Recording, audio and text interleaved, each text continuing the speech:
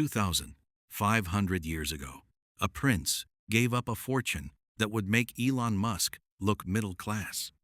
Palaces, gold, armies, women, everything. And the world called him enlightened. But here's what nobody tells you. The Buddha didn't become wealthy by renouncing money. He became wealthy by discovering the one mental state that generates it. And that state? It wasn't ambition. It wasn't discipline. It wasn't grinding 16 hours a day. It was presence. Pure, radical, undistracted presence. And modern science is just now catching up to what this monk figured out under a tree. In the next 12 minutes, I'm going to connect ancient Buddhist wisdom to your bank account in a way that no one has ever broken down for you before. And I'm not going to get weird or woo-woo about it. By the end of this video, you will understand 3 things. 1. The Buddhist concept that explains why you self-sabotage financially, even when you know what to do. 2. Why the Buddha's framework for suffering is literally a blueprint for building wealth. 3. A step-by-step system rooted in 2,500-year-old wisdom that you can use tonight to make clearer, sharper, more profitable decisions. This isn't a religion video. This isn't a spirituality video. This is the most practical financial advice you've never heard. Don't leave. Let me paint a picture. Tell me if this is you. Guy staring at phone in bed, alarm going off. You wake up already behind.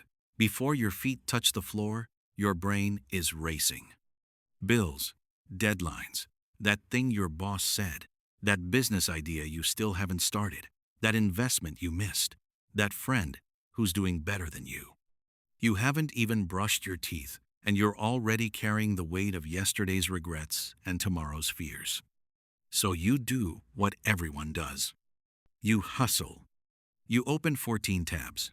You watch a motivation video. You write a to-do list that looks like a novel. You move fast. But here's the brutal truth. You're not moving forward. You're just moving. There's a difference between running towards something and just running from the discomfort of being still. And deep down, you know which one you're doing. The Buddha had a word for this. He called it dukkha. Most people translate it as suffering. But that's not quite right.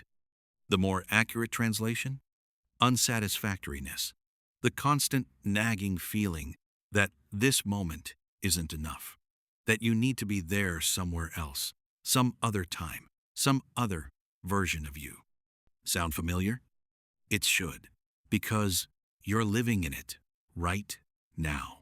Every time you check your portfolio for the 15th time today, dukkha. Every time you refresh your email hoping for that one response, dukkha.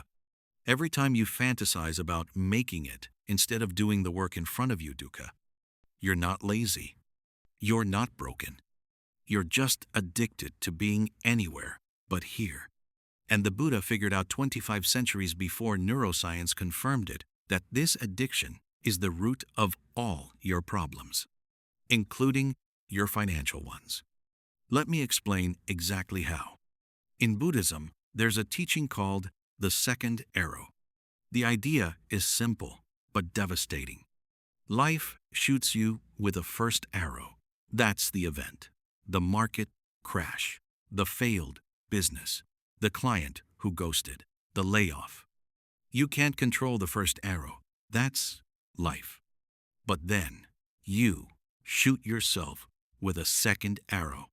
The rumination, the shame, the I should have known, the spiraling, the 3 hours you spend replaying what went wrong instead of building what comes next.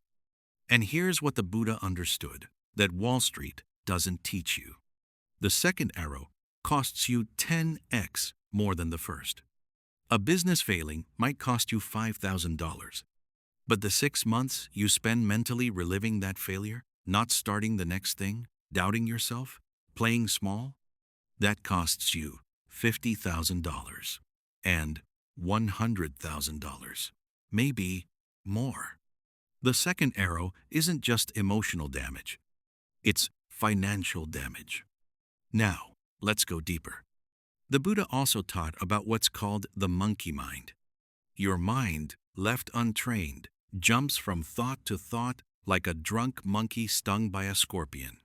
Past, future, fear, desire, regret, fantasy. Never here. And here's the modern science that validates this. A Harvard study by Killingsworth and Gilbert found that the average person's mind wanders 47% of the time. 47%. That means for roughly half your waking life, you are mentally absent. Now, think about that in financial terms. If you work 8 hours a day, nearly 4 of those hours, your mind is somewhere else. You're getting paid for 8. You're delivering value for 4, sometimes less. And you wonder why your income has a ceiling? The ceiling isn't your skill. It isn't the market. It isn't the economy. Your ceiling is your attention. The Buddha called the solution sama sati, right mindfulness. Not mindfulness like sitting on a cushion humming, real mindfulness. The ability to be fully where you are, doing what you're doing, with your complete mental bandwidth. And when you apply this to money, everything changes. Because here's what presence actually gives you. 1, pattern recognition. When you're truly present, you see opportunities others miss. You notice market shifts. You catch details. The present mind is a high-definition mind. 2, decision clarity. The Buddha taught that craving and aversion cloud judgment. When you're present, you're not buying out of FOMO or selling out of fear. You're acting from clarity. And clarity is profitable. 3, compounding focus. In Buddhism, there's a concept called samadhi, deep concentration. This is what modern researchers call the flow state. McKinsey found that flow state makes you 500% more productive. The Buddha was teaching flow state 2,500 years before McKinsey existed. 4, non-attachment to outcomes. This is the big one. The Buddha taught that clinging to results creates suffering. In financial terms, when you're attached to outcomes, you make desperate decisions. You discount your prices. You take bad deals. You hold losing investments too long. Non-attachment isn't not caring. It's not being controlled by the outcome. And that is the most powerful negotiating position on earth. So now you see the framework. But let me make this real with a story. There is a famous Zen story about a tea master named Sen no Rikyu. Rikyu was the most respected tea master in 16th century Japan. Warlords, emperors, the most powerful men in the country, they all came to him. Not for battle strategy, not for political advice, for TEA. But here's the thing. Rikyu's tea wasn't better than anyone else's. He used the same leaves, the same water, the same cups and pan, unquote. The difference? When Rikyu poured tea, he poured TE. That's it. He wasn't thinking about the emperor sitting across from him. He wasn't worried about politics. He wasn't planning tomorrow. He was there, fully, every movement intentional, every breath conscious. And that presence was so rare, so magnetic, so powerful that the most powerful men in Japan would pay fortunes just to sit in the room with him. His presence was literally his product. Now fast forward to today. Think about the best salesperson you've ever met, the best leader, the best creator, the best creator. What do they all have in common? When they're with you, they're with you. They're not checking their phone. They're not scanning the room. They're not half listening while composing an email in their head. They're there. And that presence makes you trust them, follow them, pay them. There's a modern version of this too. Steve Jobs was a practicing Buddhist. He studied Zen under Kobun Chino Otogawa for years. When Jobs presented on stage, he wasn't reading slides. He wasn't rushing. He was present. Every word landed. Every pause was intentional. Every moment was full. And people didn't just buy his products. They bought his presence, his certainty, his clarity. That's what Zen gave him. Not a business strategy, a quality of attention so sharp it could cut through any market, any competition, any doubt. The takeaway? You don't need more information, you need more inhabitation. Text on screen. Stop learning more, start being more. Stop learning about your life and start being in your life. Now here's the system to make that real. I call this the middle path method, named after the Buddha's core teaching, the middle way. Not too rigid, not too loose, just awake. Vipassana means to see things as they really are. Before you change anything, spend one day just watching your mind. Every time your attention leaves the present task, don't judge it. Just note it. Planning. Worrying. Comparing. You're not fixing anything yet. You're just seeing clearly for the first time. The Buddha said, the mind is everything. What you think, you become. You can't change what you can't see. Every time you catch yourself in a mental spiral, a regret, a fear, a fantasy, ask yourself, is this the second arrow? If it is, consciously set it down, not suppress it, not fight it. Just release it, like opening your hand and letting a leaf fall. This alone will save you hours of mental energy every week, hours you can redirect to actual income-producing work. Choose your one highest value task each day. Set a timer for 90 minutes. Give it everything, full attention, full presence, like Rikyu pouring tea. No phone, no tabs, no music with lyrics, nothing. The Buddha trained in single-pointed concentration for years. You're starting with 90 minutes. You can do this.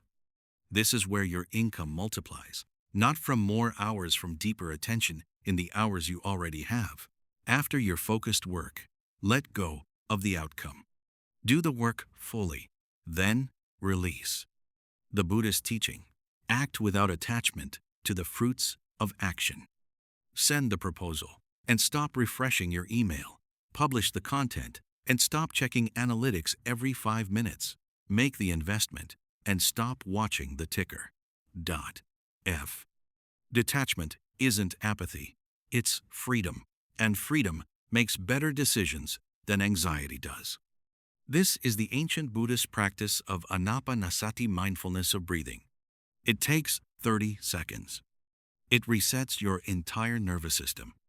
And over time, it rewires your default state from scattered to present. The Buddha didn't build this practice for monks. He built it for anyone who wanted to wake up, including you. Let me tell you something that changed my entire perspective. Candle flickering in a dark room. Slow. The Buddha, on his deathbed, gave his final teaching to his followers. His last words? Apamadena sampadita. It translates to, strive diligently, complete your work with full awareness. Not make more money. Not hustle harder. Not believe in yourself. Be fully aware. Be fully here. That was the last thing the most enlightened human in history chose to say with his final breath. Think about that. Now think about your life. How many conversations have you had where you weren't really listening? How many work sessions where your body was present, but your mind was in a different year? How many opportunities walked right past you because you were staring at your phone, living inside a mental simulation of a life you're not even building? The Buddha wasn't teaching spirituality as an escape from life. He was teaching presence as total engagement with life. Every meal, every conversation, every keystroke, every deal. Fully here. That's not just enlightenment. That's the most profitable skill in the modern economy. You're not building a business. You're building the awareness that can run one. You're not chasing money. You're developing the mind that naturally generates it. And that mind, according to the Buddha, is already inside you. You just have to stop leaving the room. Remember what I said at the beginning? A prince walked away from unimaginable wealth and, somehow, ended up richer than everyone. Not because he rejected money, because he discovered that the quality of your presence determines the quality of everything in your life. Your relationships, your health, your decisions, and yes, your bank account.